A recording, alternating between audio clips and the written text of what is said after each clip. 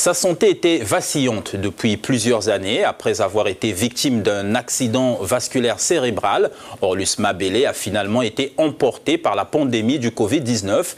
Une énorme perte pour la musique africaine et congolaise en particulier. Celui qu'on surnommait le roi du soukous a vendu plus de 10 millions de disques dans sa carrière.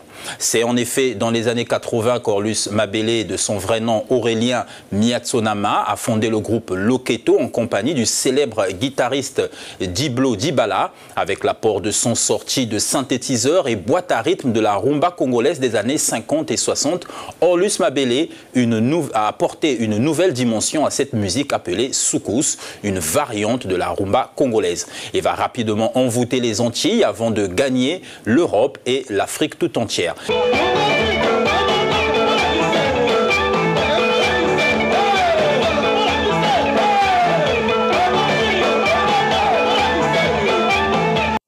Le dernier album de la légende congolaise date de 2004 et s'intitule « Ça va se savoir ». L'annonce de sa mort par sa fille, la rappeuse Liza Monet, a bouleversé l'univers de la musique africaine. Les hommages sur ce grand artiste se multiplient sur les réseaux sociaux. Dans le contexte actuel, tout se fait chez soi puisque l'Europe est en confinement. Suivez ces propos de Claude Issiard, présentateur de l'émission Couleur Tropicale sur RFI. Cette chanson, vous la connaissez probablement. C'est l'un des grands succès d'un artiste immense qui vient de nous quitter, emporté par le coronavirus. Cet artiste, c'est Orlus Mabélé, bien sûr. Orlus Mabélé, dépositaire d'une musique populaire, le soukous, à l'origine du dombolo et de bien des musiques afro-pop. Mais vous pouvez, vous, sur vos réseaux sociaux, dire ce qu'il représente pour vous encore aujourd'hui. Et puis, solliciter les autorités congolaises afin d'organiser autour de sa mémoire, autour de la mémoire d'Orlus Mabélé, eh bien, des instants inoubliables, qu'il soit décoré à titre posthume. Et au Congo-Brazzaville, son pays d'origine aussi, les hommages fusent. Nous avons contacté Privatiburs, journaliste culturel qui a rencontré Orlus Mabélé. Bonjour Privatiburs et merci de vous joindre à nous. Pour commencer, quels sont les derniers souvenirs qui vous restent d'Orlus Mabélé?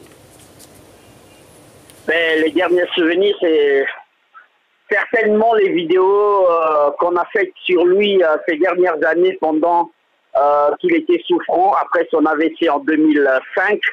Mais les vrais souvenirs que je garde de Orlus Mabélé, c'est dans les années 90 à Brazzaville. Je crois que c'était la chaîne de télévision Tefi qui avait organisé une grande rencontre musicale dans un hôtel de Brazzaville, et Orlus Mabélé était parmi les invités.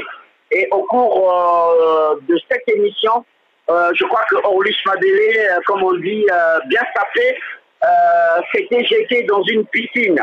Donc tout habillé, et ça avait marqué les esprits. Et pour finir, à votre avis, quel héritage a-t-il laissé à la jeune génération?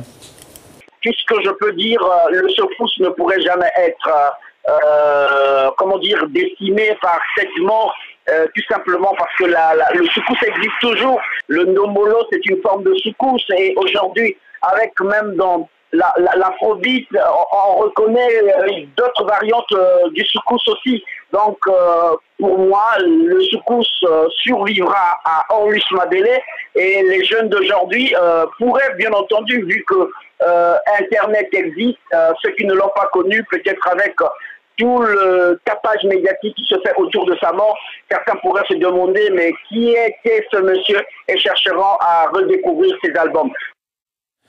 Merci Privatiburs de nous avoir partagé votre opinion et expérience si enrichissante sur Orlus Mabélé.